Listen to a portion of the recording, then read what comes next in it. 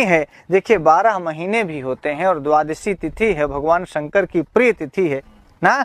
गायत्री मंत्र के समान दूसरा कोई मंत्र नहीं है। तो आपको मंत्र जपना हो तो गायत्री मंत्र का जप करें, किसी शुभ काम को करना हो तो द्वादशी तिथि में करें, और यदि आपको दान करने का मन हो तो किसी को अन्न दान और जल दान करें। और देवता यदि आपको चाहिए कि देवत्व जो आपके जीवन में लाए, गुरु प्रथम गुरु होते हैं, माता प्रथम गुरु होते हैं, समझ गए। और हमारे उपनिषदों में 33 उपनिषद में कहा गया मातृदेवो भव, पितृदेवो भव, आचार्य देवो भव, पत्नी देवो भव नहीं लिखा। और आज सब जो है किनारे हो गए, बस एक लाइन बची है।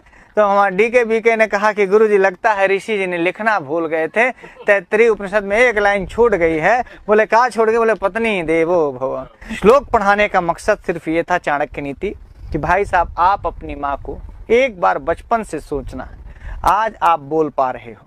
एक जमाना ऐसा था जब तुम नहीं बोल पाते थे, तब भी माँ तुमको समझ जाती थी कि मेरा बच्चा प्यासा है कि भूखा है। बोलिए। एक जमाना ऐसा था जब तुम नहीं चल पाते थे, तब कोई हाथ पकड़ करके तुम्हें चलना सिखाती है। देखना वो कौन है, बोलो हाँ या ना। यदि आप ये बातों को बचपन से, मैं इसीलिए कहता हूँ कौन है, यदि आप कभी इस प्रकार से विचार करोगे बचपन से लेकर के आज तक, तो तुम्हें एक देवता दिखेगा। देवता शब्द स्त्रीलिंग में, तो तुम्हें एक देवता दिखेगा, और वो देवी देवता माँ ही है। प्रत्यक्ष देवता कौन है? माँ है। और आपने देखा होगा कभी तुम्हारा कान भी पकड़ी होगी, हर गलती पर जो तुम्हारा कान पकड़ती हो, डांटती हो, बिगड़ती हो, भाई साहब जो तुम्हें, यदि भगवान ना करे, यदि कोई तुम्हारे पास डांटने वाला नहीं है, मतलब तुम बड़े दुर्भाग्यशाली हो।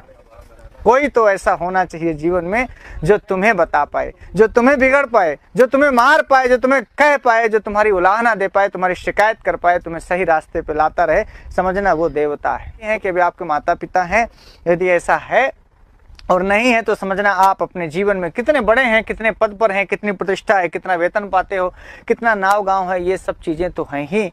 और वैसे तो ये मृत्युलोक है, एक दिन हम सबको जाना है। पर जितने दिन भी आपको माँ का प्यार मिल रहा हो। और एक बात और बड़ी खास बात बताता चलूं, आपने माँ से एक बार बोलना कि अम्मा तुम्हारा प्यार में थोड़ा सा एनर्जी कम हुई है क्या। आप देखें ना, माँ का प्यार, चाहे आप 40 साल के हो जाएं, 50 साल के हो जाएं, 60 साल के हो जाएं, अम्मा को कभी बोरिंग नहीं होती। हो सकता है तुम्हें अम्मा से बोर होने लगा हो सकता हो तुम्हें पत्नी के आने के बाद अम्मा बोरिंग लगती हो, पर एक बार अपनी अम्मा से पूछना कि अम्मा हम तुमको बोर लगते हैं क्या। हम तो आप देखें वहां अनकंडीशनल प्यार है। वहां 40 साल के बाद भी जिस दिन तुम नहीं खाओगे ना, और बिना खाए घर से चले